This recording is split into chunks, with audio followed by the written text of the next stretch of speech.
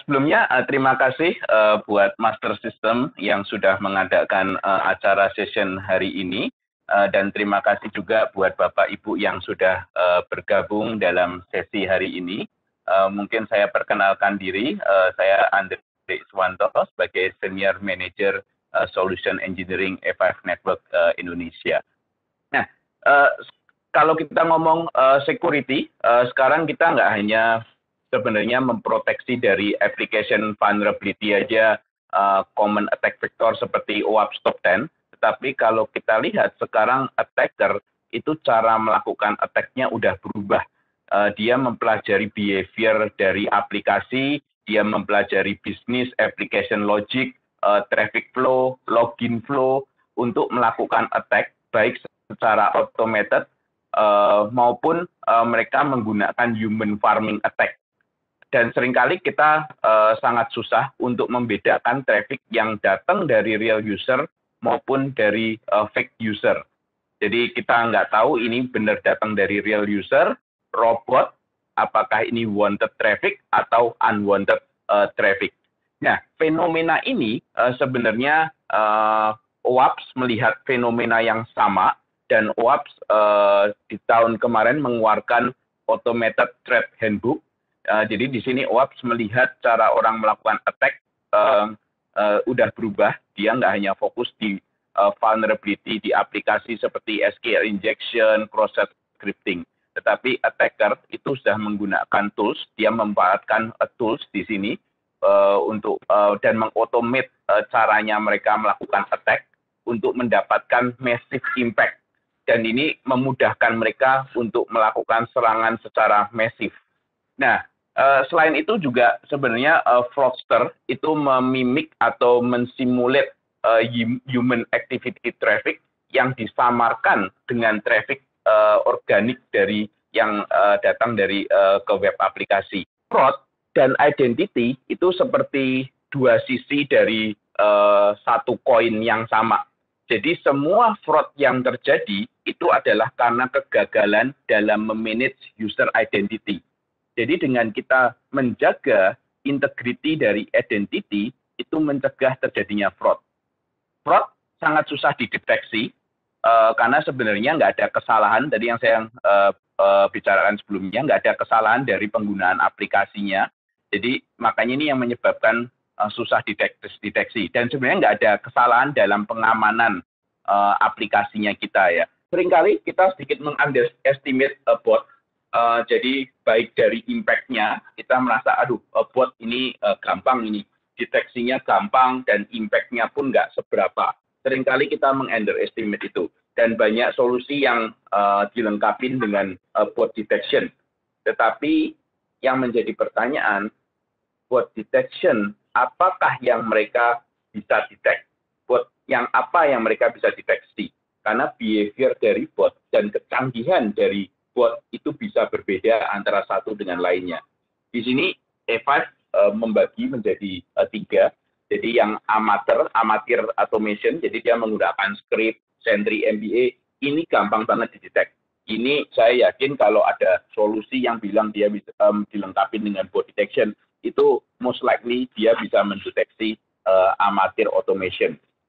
Script itu gampang banget dideteknya. Nah, tapi yang profesional, nanti kita akan tunjukin di demo, tools yang kita pakai akan Hackium, itu salah satu tools yang sangat sophisticated, dia bisa memimik human behavior sebenarnya. Nah, makanya itu kita sebutnya dengan professional automation dan sangat susah didetek. Dan yang terakhir, dia menggunakan human, benar-benar orang untuk melakukan attack. Ini lebih susah dideteksi. Nah, jadi kalau di sini kita lihat, professional attack dan scale manual attack itu hanya 10% biasanya. Persentasenya lebih kecil sebenarnya daripada yang amatir automation.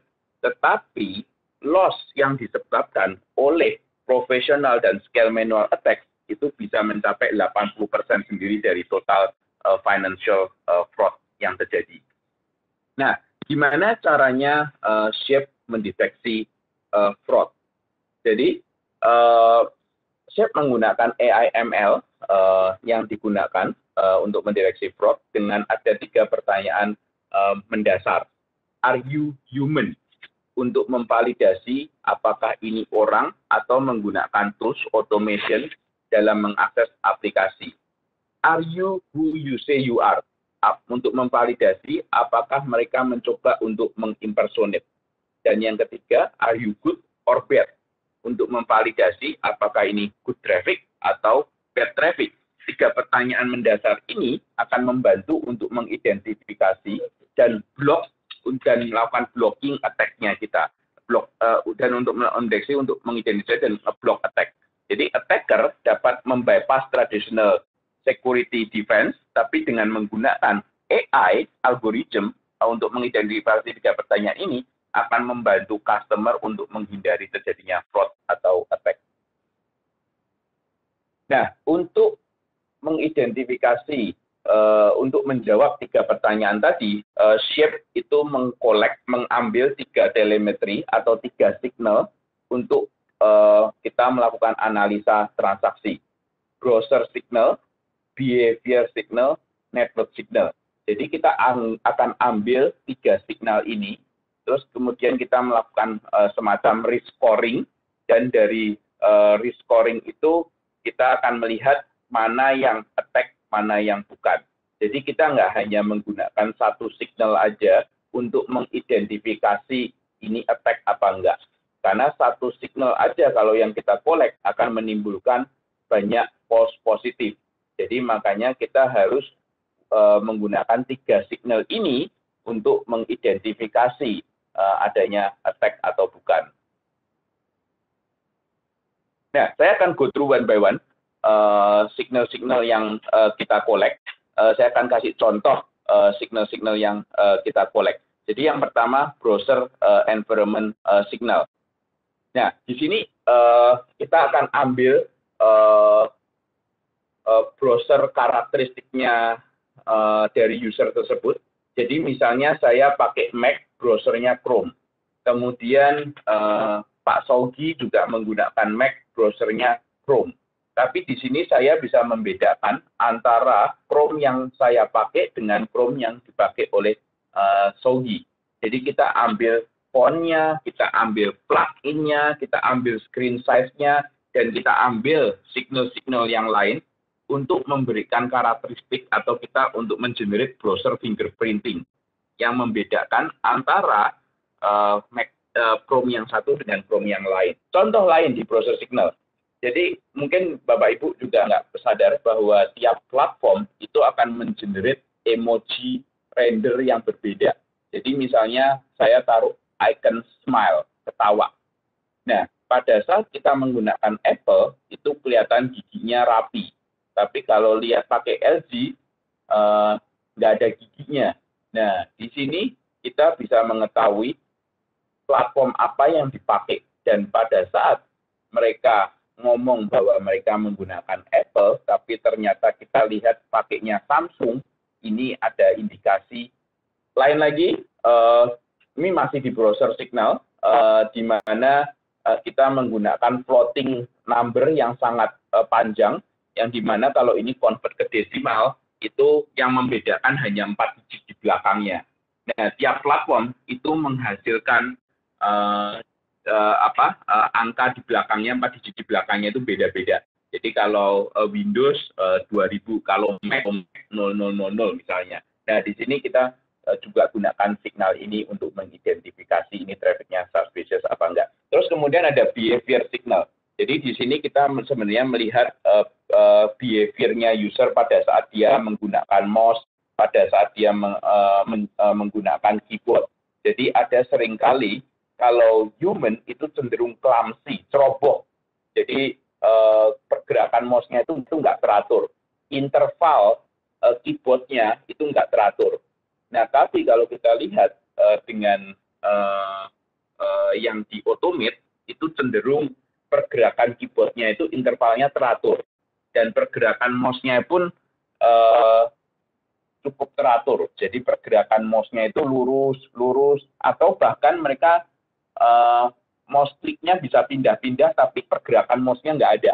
Nah, itu yang kita bisa lihat juga dengan behavior signal. Network signal itu kita ambil misalnya IP address-nya, AS number-nya, dan selain itu kita juga ngambil HTTP header. Di sini sebenarnya HTTP header pun punya urutannya, punya karakteristiknya masing-masing. Jadi di sini kita melihat bahwa ini HTTP header untuk Chrome, tapi kok si browsernya namanya punya bahwa dia menggunakan Mozilla misalnya. Nah, ini ada yang nggak beres di sini. Nah, dari 3 signal yang kita collect tadi, ada 3 tadi, behavior, browser, dan network signal tadi, semua kita collect dan kita menghasilkan beberapa output. Salah satu output yang kita hasilkan adalah device ID. Nah, sekarang gunanya device ID itu apa? Use cases-nya apa? Sebelum saya ngomong ke use cases-nya device ID, saya mau memberikan sedikit statistik di sini. Jadi, di sini, dari statistik menunjukkan bahwa satu device itu rata-rata dipakai oleh 3 user atau kurang. Jadi jarang itu satu device, satu komputer gini dipakai rame-rame sampai lebih dari 3. Jadi mentok-mentok itu biasanya rata-rata hanya dipakai oleh 3 user atau kurang ya. Nah, juga di sini kita melihat bahwa satu device yang dipakai oleh lebih dari 10 orang, 10 user, itu sangat-sangat kecil. Kalau dari sisi persentase bisa sampai 0,01%, yang mana itu adalah 1 di antara 10.000 devices. Saya nggak akan go through one by one, tetapi di sini device ID bisa membantu untuk memberikan visibility lebih dan mendeteksi dan mencegah terjadinya fraud.